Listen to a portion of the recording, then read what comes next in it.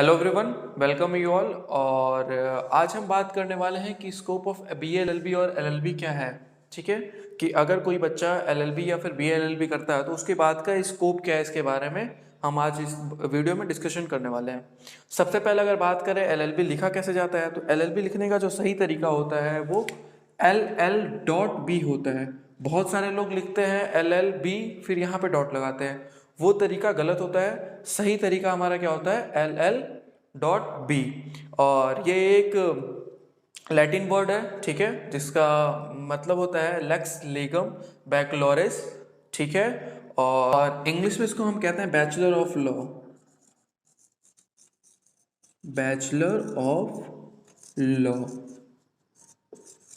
ठीक है, और सबसे पहले अगर बात करें बी एल एल बी जो हमारा होता है ये 5 ईयर कोर्स होता है, और एल एल बी जो होता है ये 3 ईयर कोर्स होता है। ठीक है, और अब हम बात करते हैं कि स्कोप जानने से पहले हम जानते हैं कि कैसे हम इसमें पहले एडमिशन पाएँ और कौन से कॉलेज बेस्ट होते हैं एल एल बी के लिए या फिर बी एल एल बी के लिए, हम उसके बारे में डिस्कशन करते हैं यहाँ पे। ठीक है, तो अगर particular B L L B की हम बात करें तो बी एल एल बी के लिए 3 इंट्रेंस एग्ज़ाम होते हैं। जैसे इंजीनियरिंग के लिए आईआईटी होता है, मेडिकल के लिए एमबीबीएस होता है, वैसे ही लॉ के लिए बीएलएलबी के लिए सबसे पहला जो CLAT common law admission test, उसके बाद होते हैं सेंट्रल यूनिवर्सिटीज़ के सेंट्रल यूनिवर्सिटीज़ अपना अलग अलग कराती हैं।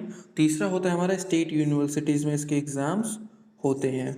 ठीक है, क्लैट को होता है कॉमन लॉ एडमिशन टेस्ट। इसके थ्रू इसमें 22 से 23 नेशनल लॉ यूनिवर्सिटीज़ हैं, ये अपना एक कॉमन लॉ एंट्रेंस एग्ज़ाम कराती हैं।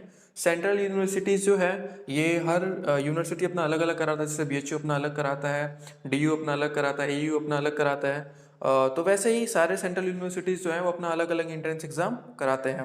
स्टेट यूनिवर्सिटीज़ में भी वही है कि अलग अलग स्टेट के यूनिवर्सिटीज़ जो हैं वो अपना अलग अलग एग्ज़ाम कराते हैं। सो अब हम बात करते हैं कि एलएलबी के लिए क्या होता है। तो एलएलबी के लिए भी सेम सेंट्रल यहाँ पे क्लैट नहीं होता है, और वहाँ पे क्या होता है एलएलबी के लिए, ये हमारा जो होता है ये हमारा है बीएलएलबी के लिए है। ठीक है, एलएलबी। और एलएलबी के लिए अगर हम बात करें पर्टिकुलर, तो यहाँ पे सेंट्रल यूनिवर्सिटीज़ कराती हैं अपना अलग एग्ज़ाम, और क्या होते हैं स्टेट यूनिवर्सिटीज़ भी अपना एग्ज़ाम कराती हैं। यहाँ पे यूनिवर्सिटीज़ भी अपना एग्ज़ाम कराती हैं। ठीक है, एलएलबी के लिए भी, और ये 3 ईयर का कोर्स होता है, ये 5 ईयर कोर्स होता है।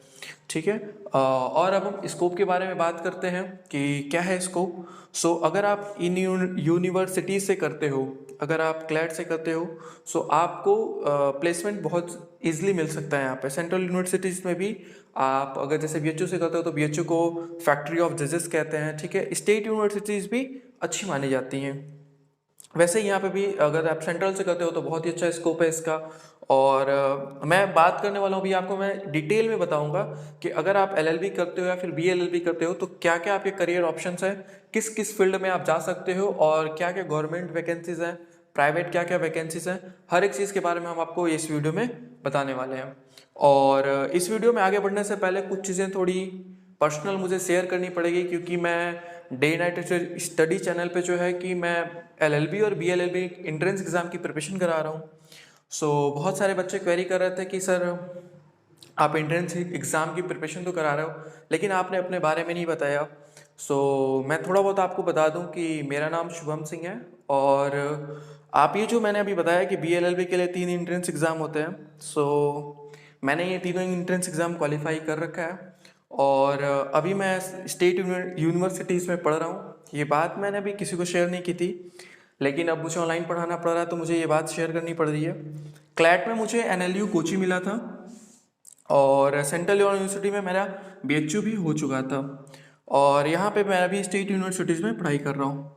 सो अब मैंने ये क्यों छोड़ा, क्लैट क्यों नहीं मैंने छोड़ दिया, एनएलयू कोचिंग मुझे मिला हुआ था और बीएचयू भी मुझे मिला हुआ था, मुझे काउंसलिंग लेटर आया था मेरे मेल पे, तो मैंने ये स्किप क्यों कर दिया। तो उस टाइम थोड़ा मैंने कुछ स्टार्टअप शुरू किया था, सो मुझे लगता था कि मैं वहाँ से बहुत बड़ा कर पाऊँगा, लेकिन कुछ महीनों के बाद मुझे पता चला कि शायद ये वेस्ट ऑफ टाइम ही होगा मेरा, और waste of time waste of future होगा हमारा। सो अभी मैं स्टेट यूनिवर्सिटी से अपने लॉ परस्यू कर रहा हूँ। सो मैंने ये तीनों एंट्रेंस एग्ज़ाम दिया था और मैंने तीनों क्वालिफाई कर रखा है, और अब हम बात करते हैं कि इसके स्कोप के बारे में कि क्या करियर ऑप्शंस हो सकते हैं, ना ही गवर्नमेंट जॉब में बल्कि प्राइवेट जॉब में भी कितने सारे आपको करियर ऑप्शंस मिलते हैं लॉ के फील्ड में। हम वो एक एक करके आपको डिस्कशन करने वाले हैं। ऑलराइट, सो अब हम देखते हैं कि scope of B L B and L L B क्या है। ठीक है, स्कोप क्या क्या है इसके बारे में। सो जैसा ही आपको बी एल एल बी या फिर एल एल बी की डिग्री मिलती है तो आप एक लॉयर हो सकते हो। ठीक है, फिर आप उसके बाद अगर मान लो बार काउंसिल ऑफ इंडिया का एग्जाम देते हो सो आप एज एन एडवोकेट कोर्ट में प्रैक्टिस कर सकते हो। ठीक है, थर्ड है हमारा IBPS जो कि एक बैंक से रिलेटेड है। आपको एक bank officer, bank law officer बनोगे जहाँ पे आप लीगल चीज़ें देखोगे बैंक की।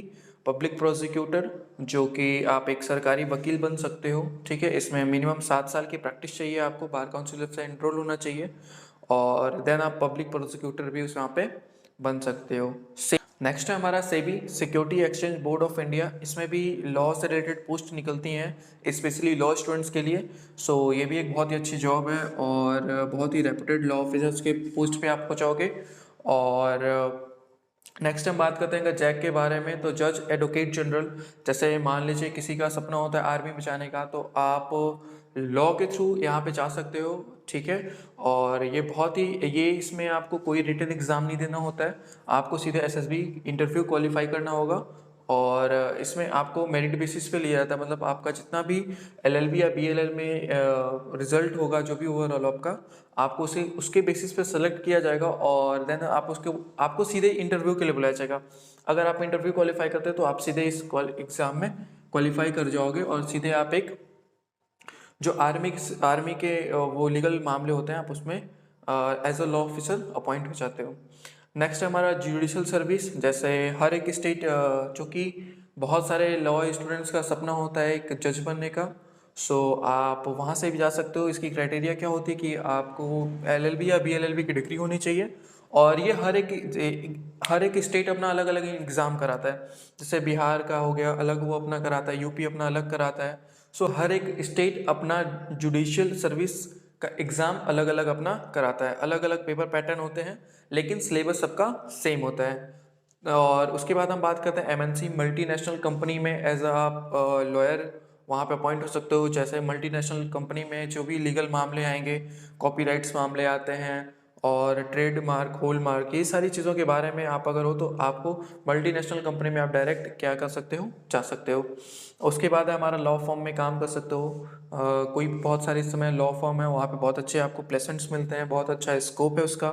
सो आप एज अ लॉ फॉर्म में भी काम कर सकते हो। और लास्ट है हमारा यूपीएससी में कैसे हेल्प कर सकता है। सो आप देखोगे जो पॉलिटी वाला सेक्शन है वो कॉन्स्टिट्यूशन लॉ से बहुत ज़्यादा कवर होता है, तो एज ए ऑप्शनल आप यूपीएससी को ले सकते हो।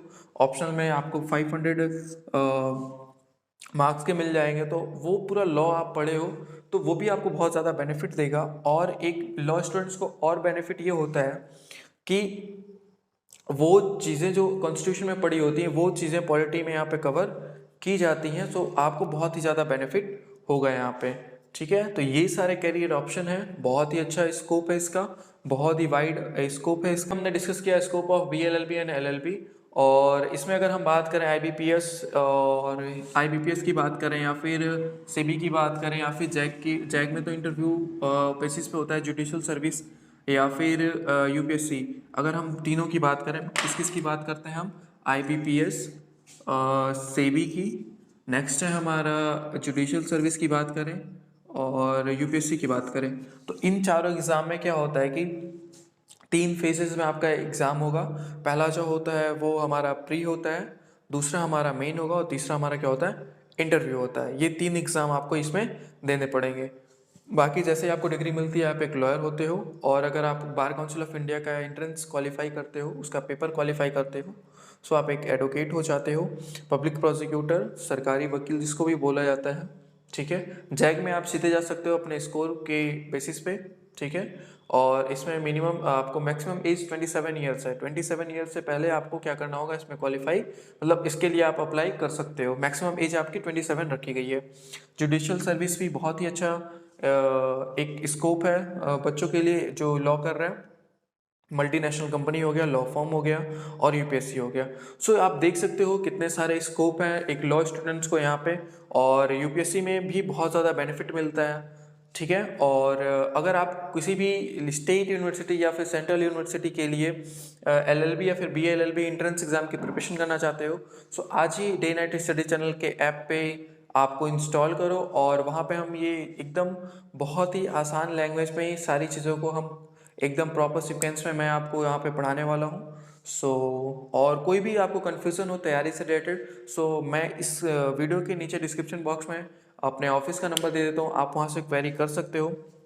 मैं लॉ फैकल्टी देखता हूँ, सो मैंने भी एंट्रेंस एग्ज़ाम क्वालिफाई कर रखा है। सो जितने भी हमारे इस यहाँ स्टाफ है, जितने भी हमारे यहाँ मेंटर्स जो आपको गाइड करेंगे, जो आपको एंट्रेंस एग्ज़ाम के लिए प्रिपरेशन कराएंगे, जितने भी लोग हमारे यहाँ एंट्रेंस एग्ज़ाम की प्रिपरेशन कराएंगे, वो बहुत ही अच्छे मेथड के साथ, बहुत ही इजी लैंग्वेज में, बाईलिंगुअल, चाहे आप यूपी बोर्ड से हो, चाहे आप CBSE बोर्ड से हो, आपको बहुत ही आसान लैंग्वेज में सारी चीज़ों को बताया जाएगा, समझाया जाएगा, डाउट क्लास रखा जाएगा, PDF सेंड किया जाएगा, सारी चीज़ें दी जाएंगी।